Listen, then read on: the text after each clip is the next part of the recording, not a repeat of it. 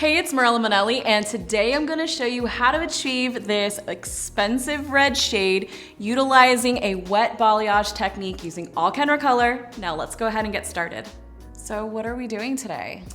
I'm looking for a dark cherry color, kind of what I have already, but more vivid in color, and I want a more dimensional color and bringing it into the roots as well. So just a more vibrant, dark cherry coke red color. Got it. Yeah, I love that. So definitely like deepening this up a little bit, but also adding some vibrancy. Exactly. All right, awesome. Yeah, so what I would probably recommend is to bring this color up, kind of how you said. We can do something like a wet balayage, and we're gonna be able to hair paint your hair on wet hair, and it'll just kind of like gradually brighten you up, and then go through with a really vibrant, rich cherry cola red color. I love that. I'm excited. To get started, I shampooed and conditioned my client's hair, and now I'm gonna get ready to put in Pearl Detangler. So this is a leave-in conditioner, and I love using a leave-in conditioner before doing a wet balayage because it's gonna add a lot of slip as you start to apply, and also maintain a lot of the hydration in the hair. I went ahead and pre-sectioned my client's hair, just kept it really simple, so straight down the middle, and then from the apex, right behind the ear. So for this wet balayage today, I chose to use Kenra Professional No Ammonia Lightener at a 1:2 mixing ratio with 30 volume developer, and we're applying it on wet hair. So the wet hair is essential in doing a wet balayage because it's already kind of pre-softening the cuticle and making it so much more easier for blending.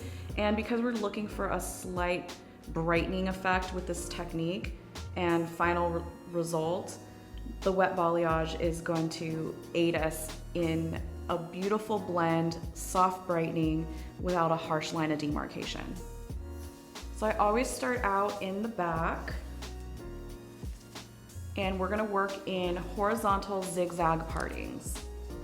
A couple of things that you're gonna need besides your lightener is, of course, a detangling brush, and for her lighter pieces where she doesn't need too much lightener applied, I am gonna be using the Rapid Hydration Mask. So I have this in a bowl just in case I need to put it on her ends and blend the lightener into the mask. For this project, I'm gonna be using Simply Blonde No Ammonia Lightener at a 1:2 mixing ratio with 30 volume developer.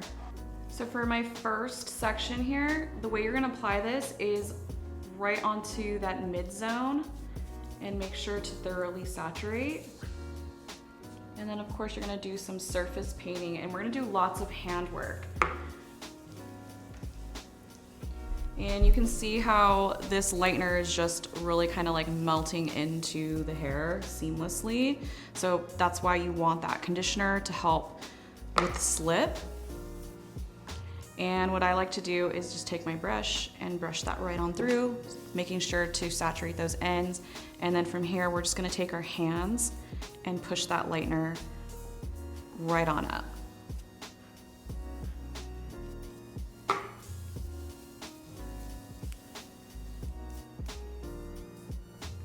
And you're just gonna use like really swift motions with your hands.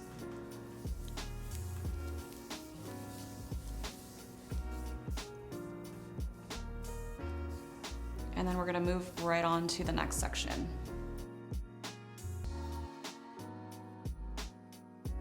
Now the reason why we're going in with lots of horizontals here is because we want the maximum amount of blend. We want a blanket effect with her application of her lightener.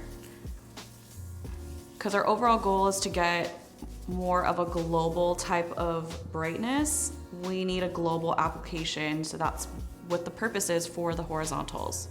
Some of the benefits of the No Ammonia Lightener is it is formulated without ammonia, so that makes it fragrance free, and it's also now formulated with dual bond complex. So this is gonna give you a lot of protection as we're lifting and also aiding in the slip of the hair. So that's one of the benefits of dual bond complex is when you go to shampoo it out, you're gonna feel a lot of that hydration in the hair, which is so different from a lot of other lighteners out in the market. So I'm gonna continue on with my zigzag sections. You can see we have zigzag on the top and the bottom. This is also going to aid in that soft blend that we're trying to achieve. Now this lightener is going to give you up to 8 levels of lift. However, because we are applying this on damp hair, it's gonna act as a little bit of a buffer. So we're not gonna get that maximum amount of power out of this lightener on damp hair, because water does dilute your strength of that lightener. So you can already see how much blend and how the lightener is really spreading really nicely onto the hair. So this is another benefit of that wet balayage. Plus it makes it very fast and easy to do versus doing a dry hair balayage application. So I'm gonna continue on with this same pattern, zigzags on each side, working in my horizontal sections until I get to the very top.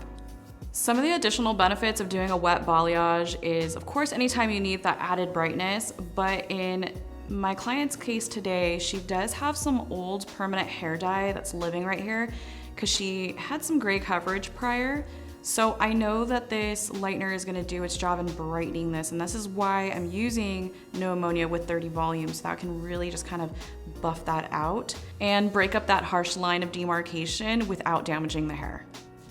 But you can see how quick this application goes. This is why I love doing wet balayage. In general, you can expect to get this completely applied in under 30 minutes. Now, as I get closer towards the top, I am gonna bring my lightener up a little further, just so I can get that brighter dimensional red right on the top.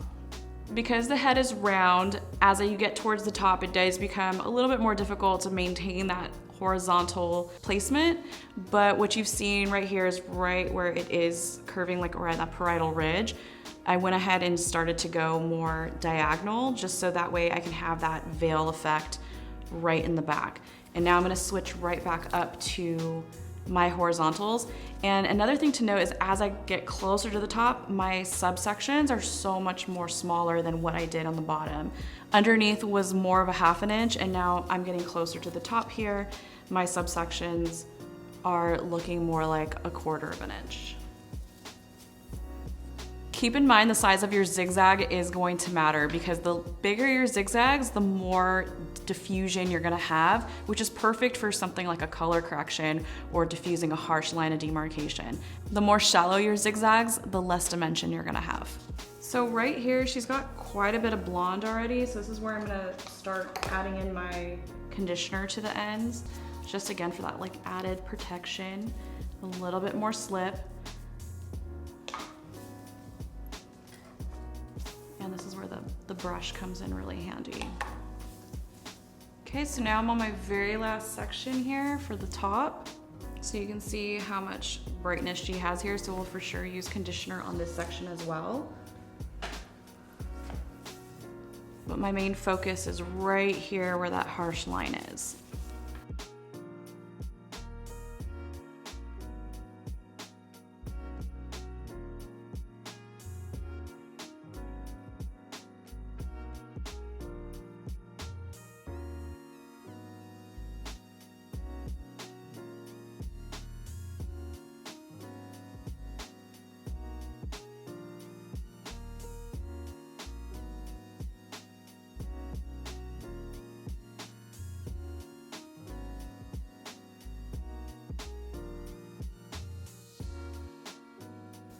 A great tip if you are just getting started with wet balayage is you want to make sure you're holding your section nice and taut and flat with lots of tension. This is going to give you that kind of like that table that you need to kind of push that lightener right up, as high up as you need. Now for the sides, I'm gonna work in diagonal forward sections. This is gonna allow me to not only pull the hair back and away from her face while it's processing, but it's also gonna give me a really beautiful ribbon effect if she's wearing her hair towards her face, and more of a blended effect when wearing her hair away from her face.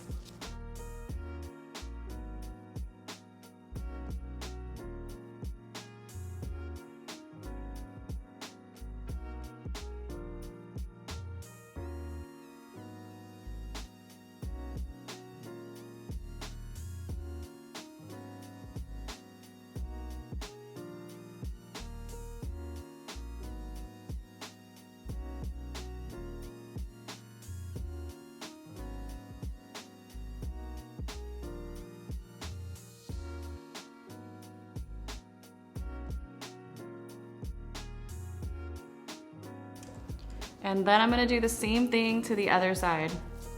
Because she has a super cute fringe, we are gonna add in just a few little highlights. So something I like to do is keep the highlight behind a background. So I'm gonna remove some of this hair and I'm gonna zigzag it right on top. So I wanna make sure that we have enough background here so that way those highlights that sit on top are really gonna pop. But I also don't want the highlights to be super visible. I don't want them to look like they're growing out from the very top. So I kind of want to keep them inside. So you can see this zigzag right here. And I'm just gonna go ahead and pick up those little points of the zigzag. Little pop of brightness coming, peeking through.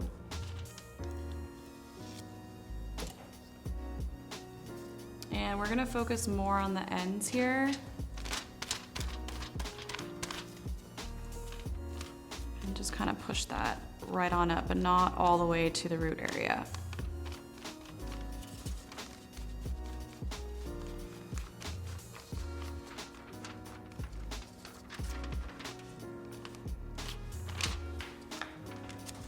So I got my 2 foils, and now I'm gonna take this entire section and we're gonna go ahead and hair paint that. And then let her continue to process. Now that we're all done with our application, this took me about 30 minutes to do in its completion, and now we're gonna let her process for about 45 minutes room temperature and get ready for her final color.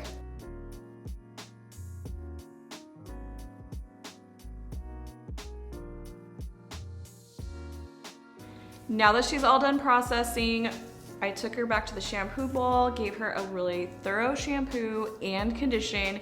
Now that she's 100% dry, we can really take a look at this canvas here. You can see that the wet balayage did a really good job of bringing up some of the brightness, but we can also see a little bit of this band happening from her prior color. So this is why we're gonna go in with a deeper shade more at the base and dragging that into our brighter shade. For her color melt root formula, I'm gonna be using 5 BV plus equal parts with 5R, 1-to-1 mixing ratio with 20 volume developer. For the mids and lengths on her color melt formula, I'm gonna be mixing up 5 BV plus equal parts with 6R for added brightness, 1-to-1 mixing ratio with 20 volume developer. So I'm gonna start by applying our deeper shade right at the base.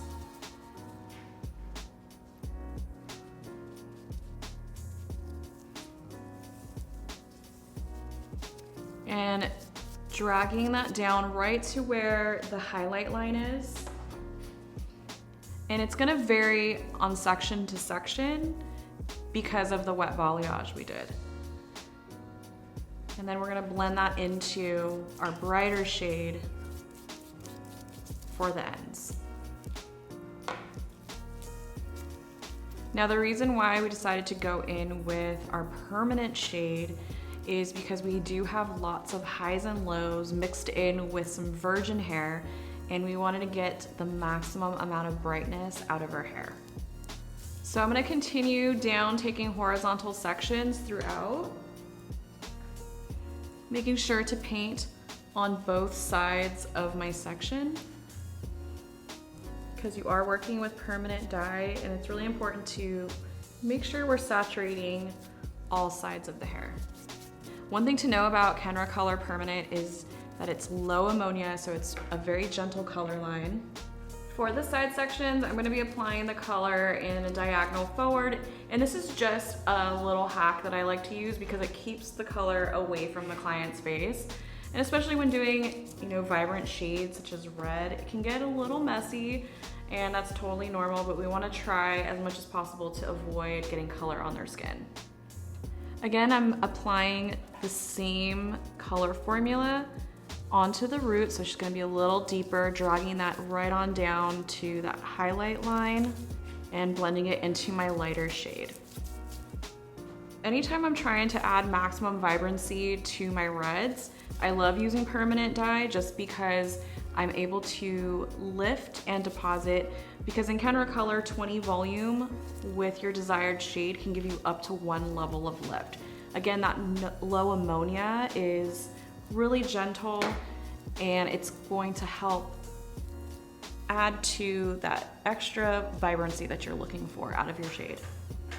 So I'm almost done moving more closer to her fringe area, and I'm just taking really small sections, making sure to be really careful just because, again, I don't want to get that color on her face and on her skin. So you can take your time with this area and just kind of guide the hair right on back. Now that we're all done doing her color melt application, we're gonna process her for 30 minutes because it is permanent dye, and then we're gonna get ready for her final style. Now that her color is all done, I'm gonna be using Kenra Color Protecting Shampoo and Conditioner. I really love it because it has vitamins and protective peptides. It's also pH balanced to help lock in her hair color, and it adds lots of shine. Now that she's freshly shampooed and conditioned, I'm gonna be using Kenra Platinum Blow Dry Spray. So I usually spray this in before any blow dry service. I love it because of the argan oil and the evaporative silicone, so it's gonna help speed up that blow dry time. Next, I'm gonna add in Volume Mousse. This has a hold factor of 12, so it has a medium hold, and it's gonna give me a little bit of structure as I blow dry her and add in her curls.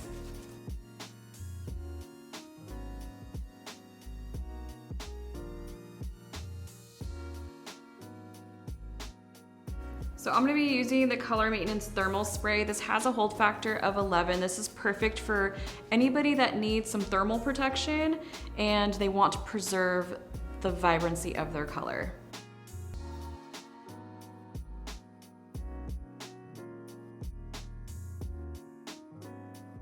As you can see, the wet balayage did a really great job of helping diffuse that line of demarcation, and we got a really beautiful color melt effect from our permanent dye, almost kind of creating a very soft ombre effect. So I'm gonna continue curling her hair with my 1 1/4 inch wand, focusing my curls away from the face.